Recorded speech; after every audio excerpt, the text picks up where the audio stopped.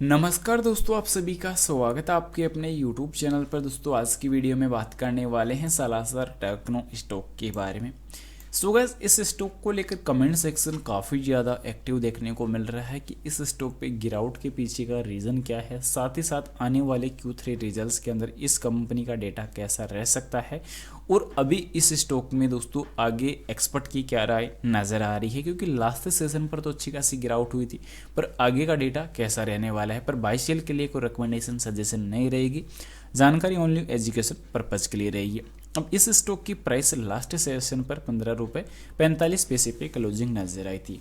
Opening price की अगर हम चर्चा करें तो ओपनिंग प्राइस 15 रुपये 55 पैसे थी और 15 रुपये 62 पैसे तक इस स्टॉक में इंट्राडे की टॉप प्राइस नजर आई थी। पर अब कल जो सेशन ओपन होने वाला है उस पर अगर देखते हैं तो सबसे पहले भारतीय बाजारों पर एक अच्छी तेजी बनी हुई है, पर उसी के साथ साथ सालासर टेक्नो का डेटा अगर देखें तो पिछले 5 मार्केट सेशन में इस स्टॉक पे कंटिन्यूसली एक बड़ी क्रेज देखने को मिली है। रीजन ये यहाँ पे देखने को मिल रहा है कि 16 रुपये 29 पैसे से इस स्टॉक पे गिरावट बढ़कर लास्ट सेशन पे 15 रुपये 27 पैसे तक भी नजर आई है। पर बात जो रही क्लोजिंग पे अच्छी रिकवरी के साथ नजर आई। क्लोजिंग रिकवरी इस वजह से मैं बोल रहा हूँ क्योंकि 15 रुपये 27 पैसे तक गिरावट रही, पर उसके बावजूद भी थोड़ी बहुत हल्की फुल्की गिरावट के साथ भी यहाँ पे मान सकते हैं कि वापस रिकवरी देखने को मिली। पर लास्ट एक महीने की अगर चर्चा करें तो लास्ट एक महीने के अंदर एक बड़ा उतार चढ़ाव नजर आया, बड़ी क्रेज नजर आ रही है। इसमें ऑपरेटर्स का भी अच्छा खासा गेम यहाँ पे देखने को मिल रहा है। रीज़न क्या रहेगा दोस्तों? रीज़न दोस्तों आप लोग को विद इन प्रूफ शेयर कर दूं कि फिलहाल जिसका मेन जो लॉजिक था, मेन पॉइंट ऑफ व्यू देखने को मिल रहा था, लास्ट टाइम देखने को ये मिला था। इस टाइम की अगर हम बात करें तो जो इस स्टॉक की टॉप प्राइस नज़र आ रही थी, उस टाइम इस स्टॉक के जो मोमेंटम थे वो 19 रुपये तक भी देखने को मिल रहे थे, जो प्राइस अच्छी खासी नज़र आ रही थी। उसके बाद अभी इस कंपनी का जो चार्ट पैटर्न कारोबार कर रहा है, ओवर सोल्ड जोन पर कारोबार ऑलमोस्ट करता हुआ नजर आ रहा है। 30 अंकों से जैसे ही अंकों पर अगर RSI इंडिकेटर क्रॉस करता है तो गिरावट पे ऑलरेडी ये स्टॉक काफ़ी ज़्यादा हो जाएगा, क्योंकि अब ओवरबॉट जोन और 30 अंकों का दोस्तों क्या तात्पर्य है, क्या महत्व है? 30 अंकों का महत्व ये होता है कि मार्केट में दोस्तों एक लिमिट से अधिक जो है सेलिंग हो चुकी है, मार्केट जो है काफ़ी सेलर्स से लिमिट से अधिक सेलर्स आ चुके हैं, यही मोमेंटम देखने को मिलता है।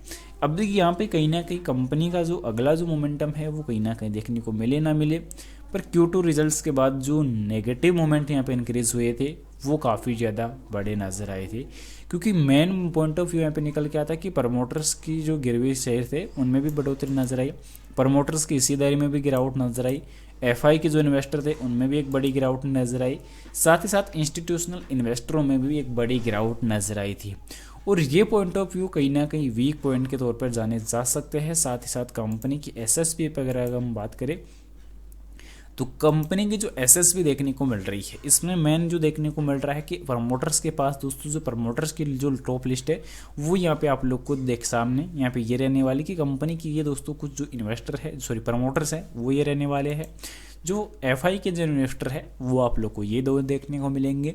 टोटल दोस्तों प्रमोटर्स की जो संख्या है इन्वेस्टरों के तो वो काफ़ी बढ़िया है, 1 2 3 4 5 6 7 8 9 काफ़ी देखने को मिल रहा है दोस्तों। यहाँ पे 13 से 14 देखने को मिल रहा है। उससे के साथ साथ अगर हम DI की अगर बात करें तो DI का डेटा देखने को मिलने वाला है। नॉन इंस्टीट्यूशनल इन्वेस्टर में एक अच्छी खासी इन्वेस्टमेंट बनी हुई है।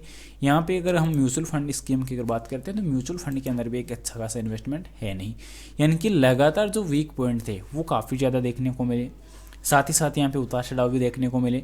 और कंपनी का जो प्राइस वॉल्यूम अगर देखें तो वो भी कहीं ना कहीं उतार चढ़ाव के साथ नजर आए, क्योंकि लास्ट 1 वीक की वॉल्यूम अगर प्राइस परफॉर्मेंस अगर देखते हैं तो सबसे पहले प्राइस परफॉर्मेंस में 5% की गिरावट, लास्ट एक महीने में 7.12% की गिरावट और 3 महीने में 26.5% की रिटर्न्स पर एक भारी गिरावट नजर आई। रही बात दोस्तों Q3 रिजल्ट्स को लेकर, तो Q3 रिजल्ट्स पर सबसे पहले मैं आप लोग को बता दूं कि मेन चीज़ यहाँ पे क्या देखने को मिला कि लास्ट Q2 के अंदर जो रहा मेन पॉइंट ऑफ व्यू वो ये देखने को मिला कि जो SSP में जिस प्रकार बदलाव नजर आई और रिजल्ट्स पर इस चीज़ का बड़ा इफेक्ट देखने को मिला कि प्रॉफिट में ही सीधा सीधा इसका असर सामने नजर आ गया। अब नज़र अगर सामने प्रॉफिट देखने को मिल रहा है कि असर सीधा पॉइंट ऑफ व्यू जो देखने को मिल रहा है कि सीधा प्रॉफिट भी नजर है एसएसपी का। और यहाँ पे अगर हम बात करें कंपनी की सेल्स पर, तो कंपनी की सेल यहाँ पे बढ़ तो रही है, पर कंपनी के खर्च भी बढ़ रहे हैं। पॉइंट ऑफ व्यू यही देखने को मिल रहा है। तो कहीं ना कहीं थोड़ी सी जो रिजल्ट्स हैं वो थोड़े डाउन ग्रेड की तरफ जा सकते हैं, डाउन ग्रोथ की तरफ मिल सकते हैं। एनालिसिस में अगर देखते हैं तो कंपनी की एनालिसिस ये कहती है कि स्टॉक अपने बुक वैल्यू से 3.78 गुना नीचे कारोबार कर रहा है।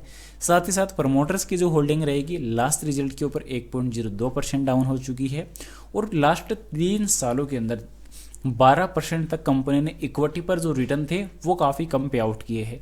यानी कि कंपनी का जो डेटाबेस है वो काफ़ी वीक जा रहा है। फाइनेंशियल जो ग्रोथ है वो कहीं ना कहीं बढ़ तो रही है, इंक्रीज हो रही है। कंपनी का जो मेन मुख्य बिजनेस जो है वो काफ़ी स्ट्रॉन्ग है, पर कंपनी को उतनी ज़्यादा जो टेंडर्स हैं, जो ऑर्डर्स हैं, वो यहाँ पे मिल नहीं रहे जितना एक्सपेक्ट हम कर रहे हैं, कंपनी एक्सपेक्ट कर रही है। क्योंकि यहाँ पे एक्रोस जो है टेलीकॉम सेक्टर में कंपनी का मुख्य बिजनेस है, एनर्जी सेक्टर में रहने वाला है, रेलवे सेक्टर में देखने को मिल रहा है। अब तीनों सेक्टर ऐसे सेक्टर हैं जो दोस्तों आने वाले 10 से 15 साल 20 साल के लिए दोस्तों एक स्ट्रॉन्ग ग्रोथ, एक सुनहरे भविष्य का इन्वेस्टमेंट रख सकते हैं। पर main point of view company उस सेगमेंट में दोस्तों इन्वेस्टमेंट कर ही नहीं रही। बैलेंस शीट कंपनी की अगर देखते हैं तो लास्ट Q2 रिजल्ट के अंदर ये देखने को मिला कि 180 करोड़ रुपए की कंपनी ने एक स्ट्रॉन्ग, एक अच्छी जो इन्वेस्टमेंट थी वो कंपनी ने यहाँ पे इंक्रीज की है। और 180 करोड़ रुपए की इन्वेस्टमेंट कंपनी ने जिस प्रकार इंक्रीज की है, इन्वेस्टमेंट बनाई है फ्यूचर प्लानिंग के रिगार्डिंग, तो आने वाले टाइम में इस चीज़ का एक इफेक्ट जो है काफ़ी शानदार रह सकता है।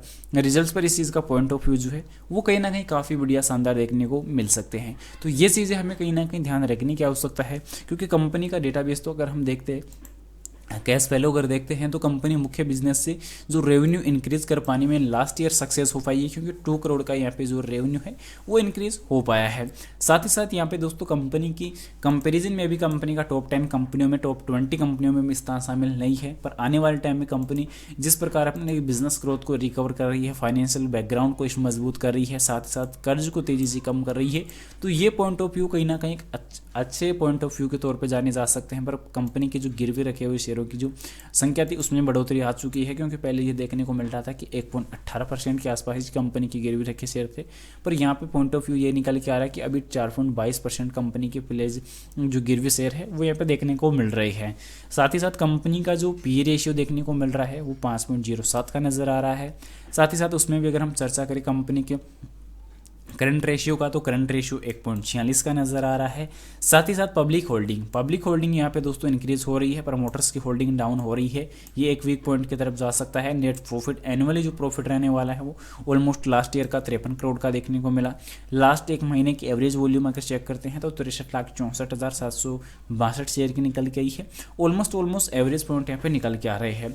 फिलहाल इंपॉर्टेंट जानकारी ये रहने वाली है, बाई सेल के लिए कोई रिकमेंडेशन सजेशन नहीं रहेगी दोस्तों, जानकारी ओनली एजुकेशन पर्पज के लिए रहेगी। इन्वेस्टमेंट करने से पहले अपने फाइनेंशियल एडवाइजर की सलाह जरूर ले या खुद की पर्सनल रिसर्च जरूर से कर ले। मिलते हैं नेक्स्ट अमेजिंग वीडियो के साथ, तब तक के लिए इजाजत दीजिए। जय Shri Krishna, thanks for watching this my video. Vande Mataram.